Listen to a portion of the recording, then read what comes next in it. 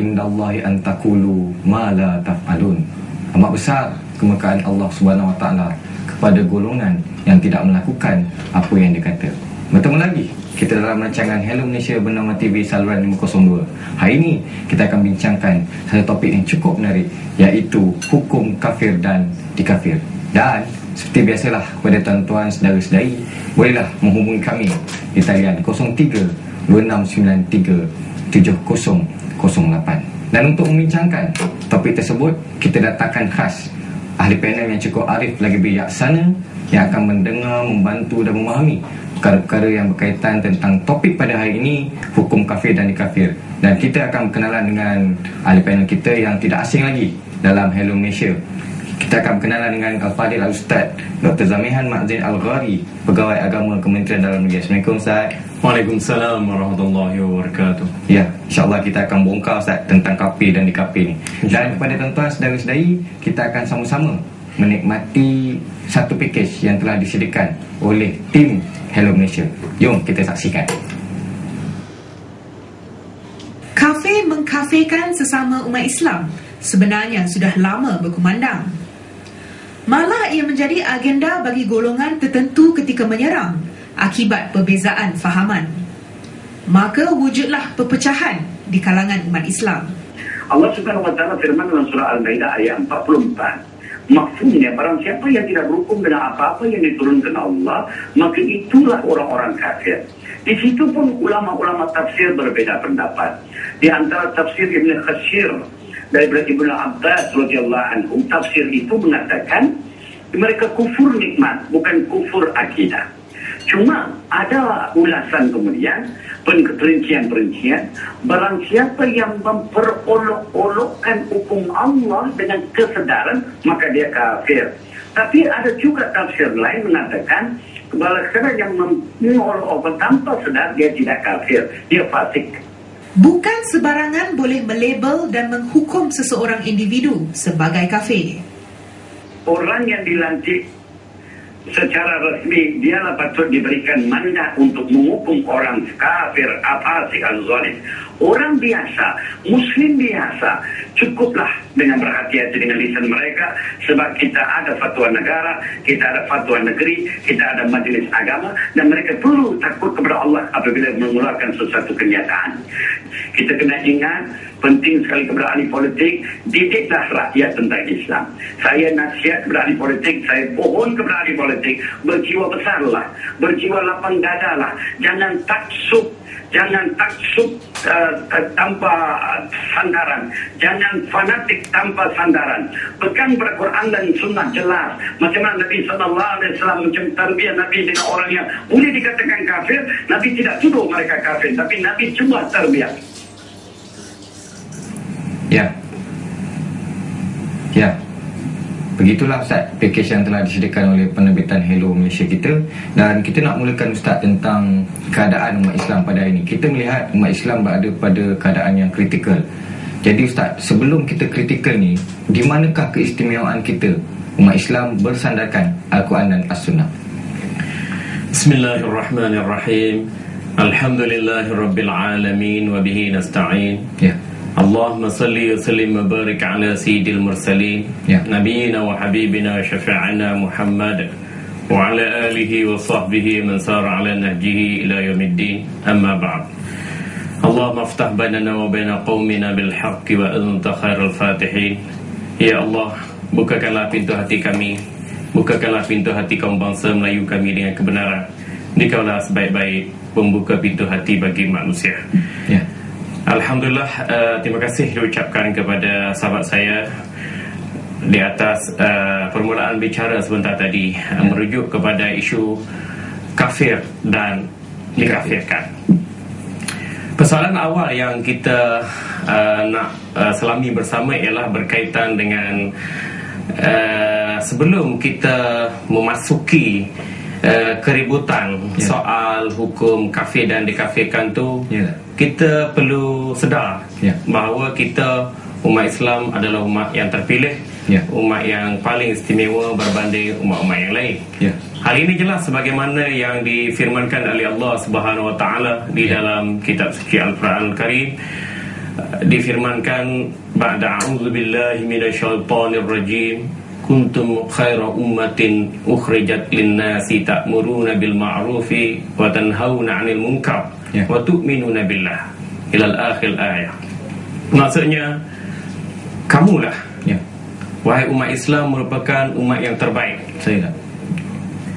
Kamu bergerak dalam kerangka ta'muruna bil ma'ruf, mempromosi kebaikan. Kamu melakukan kebaikan, kamu mempromosikan kebaikan, merentasi sempadan antara orang Islam dalam lingkungan Islam, Islam terhadap bukan Islam, serta kepada flora dan fauna sekalipun.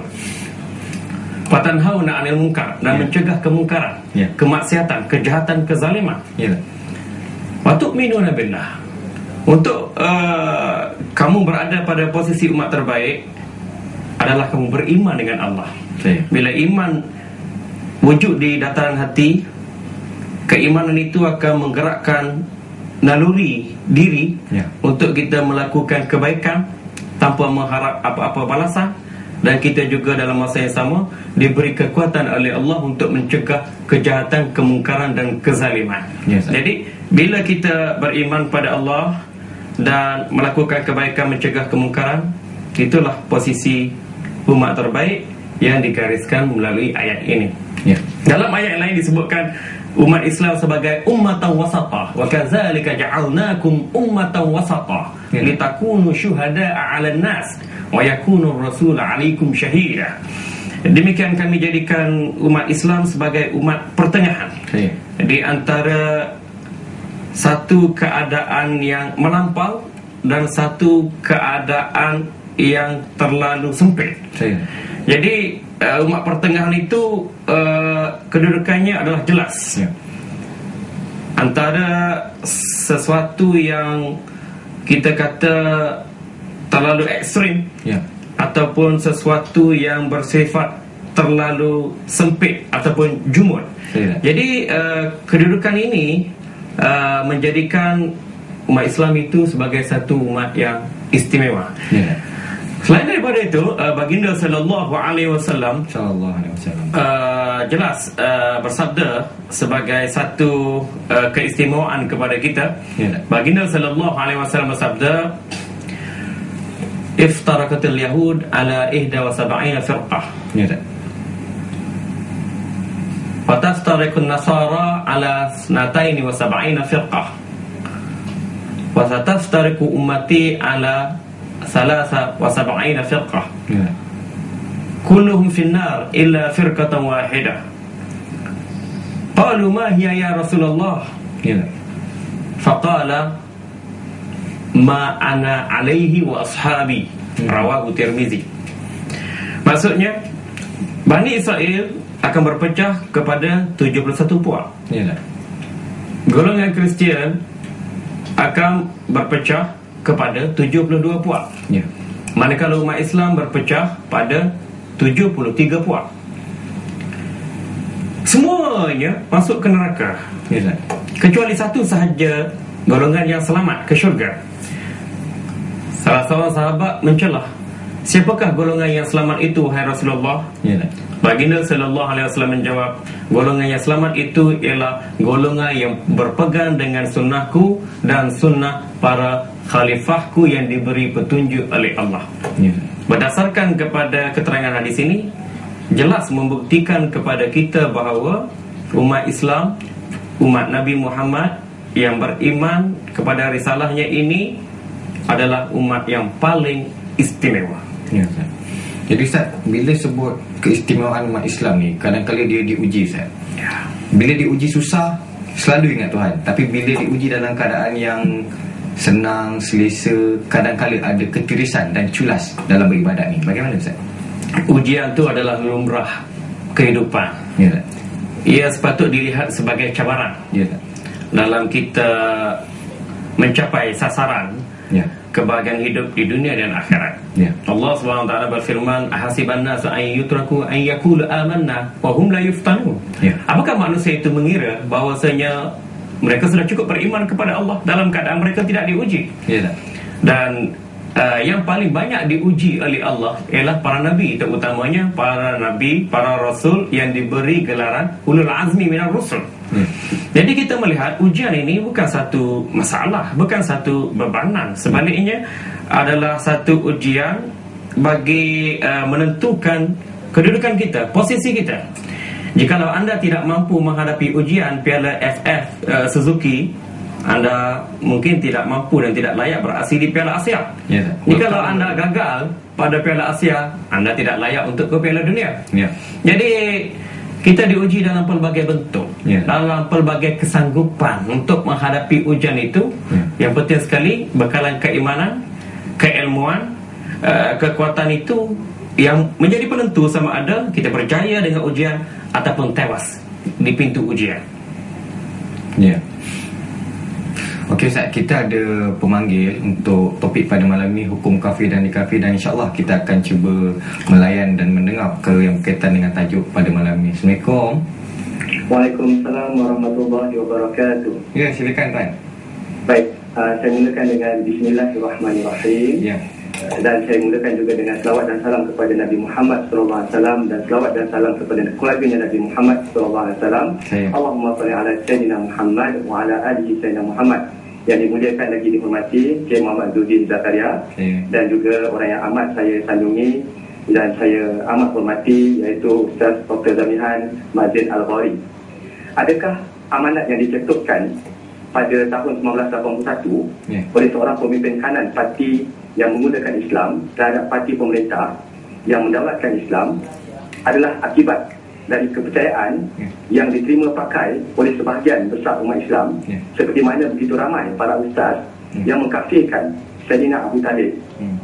Sedangkan riwayat yang sahih ada menyatakan bahawa sepupu Rasulullah SAW, iaitu Sayyidina Ibn Abbas, bersumpah bahawa Sayyidina Abu Talib dengan jelas mengucapkan syahadah sebelum menghembuskan nafas terakhir. Dan khalayak ramai seolah-olah bersetuju apabila Khalifah Muawiyah bin Abu Sufyan melaknat dan mengkafirkan anak Abu Talib, iaitu Sayyidina Ali dan keluarganya Sayyidina Ali karamallahu wajhah dalam khutbah-khutbah Jumaat dan khutbah Hari Raya. Dan di hari ini begitu ramainya para ustaz yang mengkafirkan Said Hassan Nasrallah dan juga Said Ali Khamenei di Lebanon dan di Iran, yang begitu gigih menentang Yahudi dan sekutunya.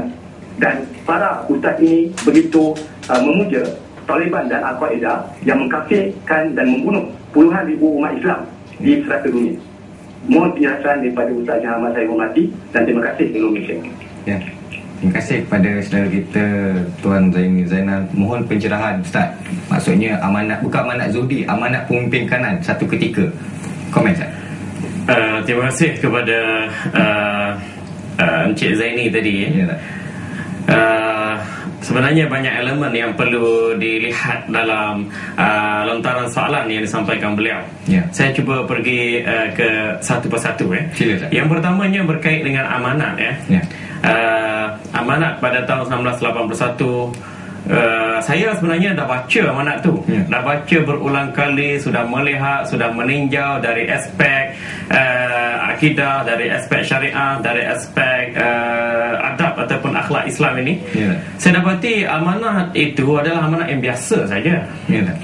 Bukan amanat yang berat, bukan amanat yang berat macam khutbatul wada' Rasulullah sallallahu alaihi wasallam. Bukan amanat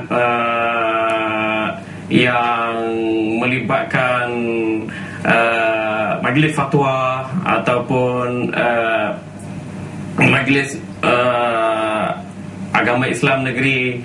Sebaliknya ia merupakan pandangan peribadi. Itu merupakan pandangan peribadi yang saya baca di situ jelas. Barang sesiapa yang mengatakan Islam suku, politik suku, maka kafirlah ia, keluar daripada Islam. Maksudnya begitu. Saya rasa amanat itu jelas. Amanat itu tidak menyentuh tentang politik kepartian. Amanat itu tidak menyentuh tentang nama peribadi tertentu. Tapi barang sesiapa itu merujuk pada maksud yang umum. Jadi kita tak kira sama ada seorang tu pribadi, syarikat, individu, korporat, orang kenamaan, orang keturunan bangsawan sekalipun, kalau dia memahami Islam tu secara tidak lengkap, secara tidak menyeluruh, makna dia mengasingkan Islam daripada politik, dia mengasingkan Islam daripada pendidikan, daripada kebudayaan, daripada ekonomi, daripada sosial, daripada kehidupan, maka memang dia berpendapat bahawa Islam itu tidak lengkap. Maka orang yang berpendapat seperti ini, maka hukumnya kafir dan keluar daripada Islam. Termasuk sesiapa saja. Jadi kita kata amanat yang bersifat umum itu kekal umumnya, kecuali ada kata-katanya, ada karinahnya, ada pemikiran yang lain yang mengkhususkan amanat itu. Jadi kita rasa ia bukan masalah besar, Cuma kenampakan kita pada persepsi politik kepartian mungkin sedikit menebal daripada persepsi keagamaan. Ustaz, kita akan sambung persepsi keagamaan dan kita akan lanjutkan lagi topik pada malam ini, dan kita akan berehat bersama-sama. Teruskan bersama Hello Malaysia.